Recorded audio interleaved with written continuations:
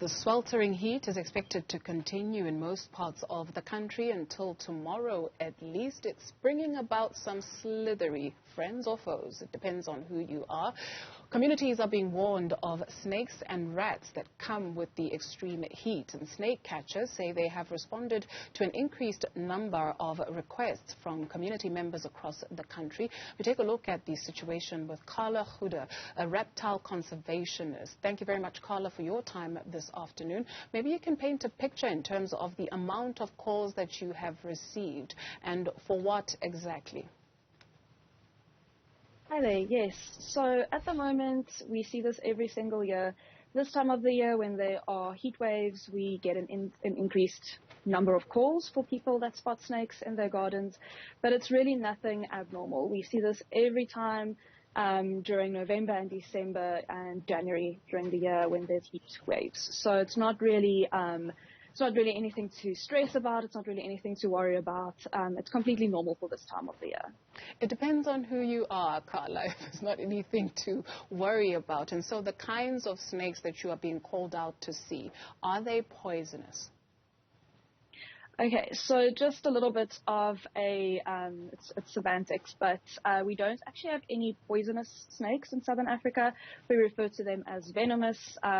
In many languages, including Afrikaans as well, we just have one word.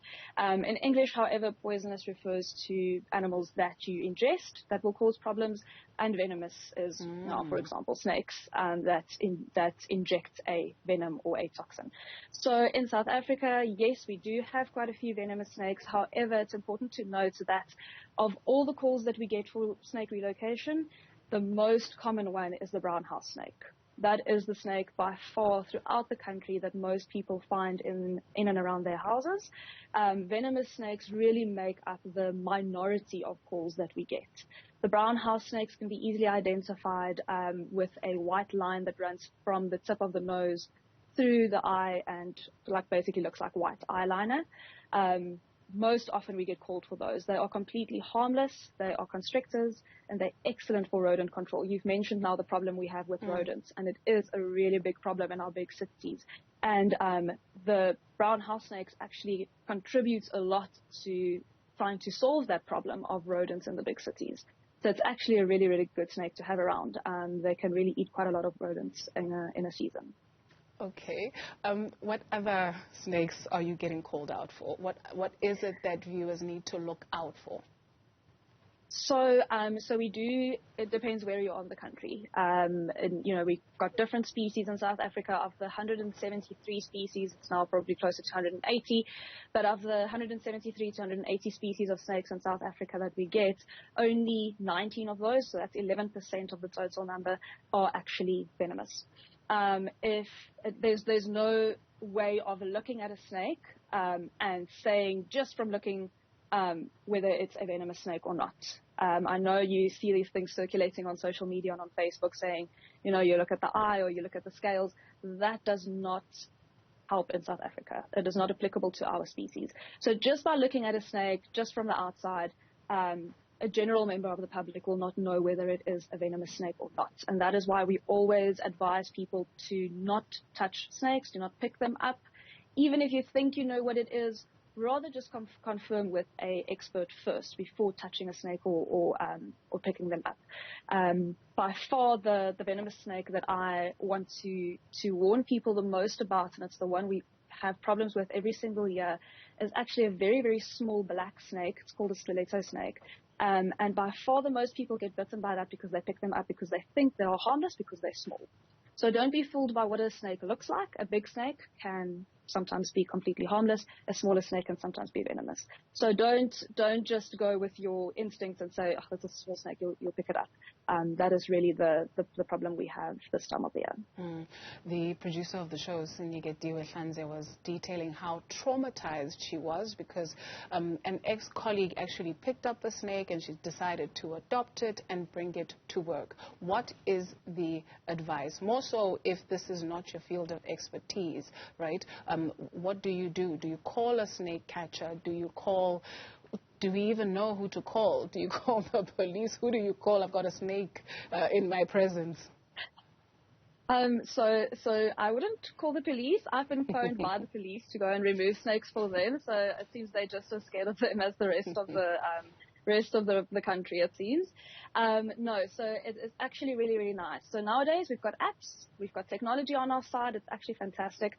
There is an app. Anyone can download it. It's for free. It doesn't have any ads. It is called ASI Snakes. ASI stands for the African Snakebite Institute. So they have brought out this app.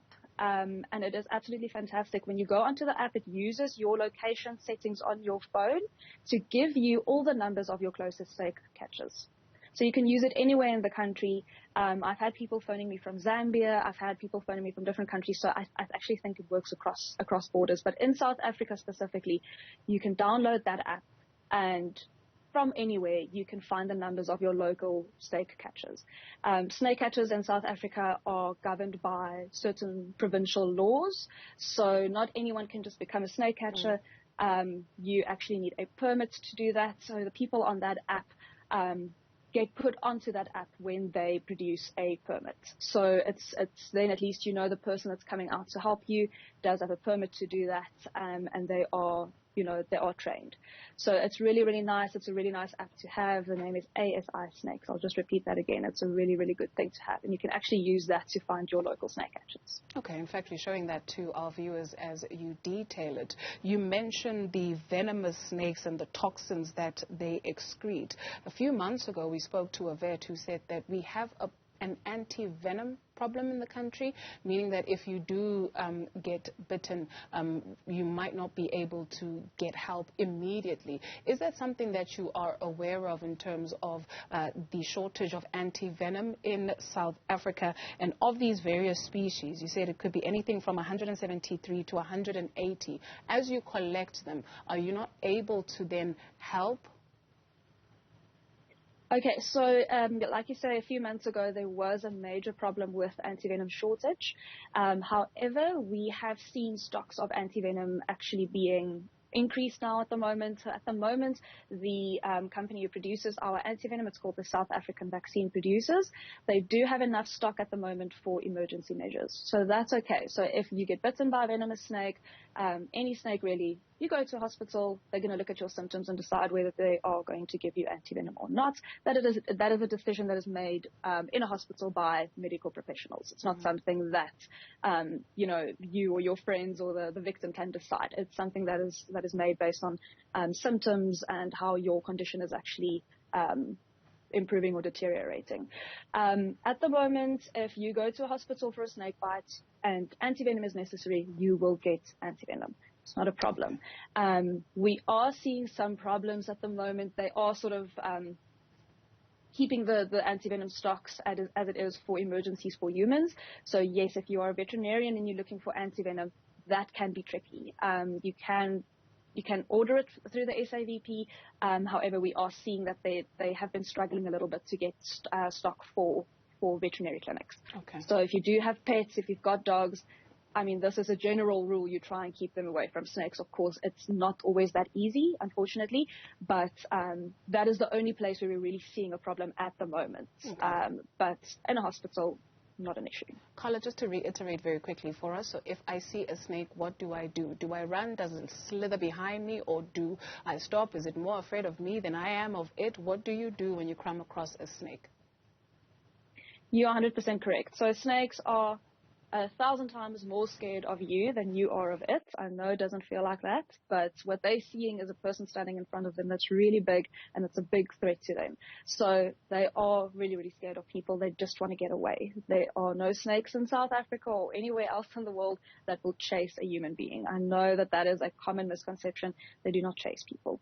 So what you do if you see a snake is it's nice to have those numbers of your local snake catchers saved on your phone already. You can already go and get them from the app, and you simply phone one of those people. What we do ask, though, as the snake catchers, when we go out, is that you keep watching the snake. If you are 5 meters or more away from a snake, you're completely safe. Doesn't matter what it is. 5 meters is a lot of space. You're giving it its space. staying nice and calm. We don't want people running around, screaming, making a lot of noise, throwing things at the snake. We really do not want that. You're stressing it out more than what is necessary, and that is how accidents happen. So keeping completely calm and just phoning your local snake catcher. That's really all we need. All right. Thank you so much for your time this afternoon.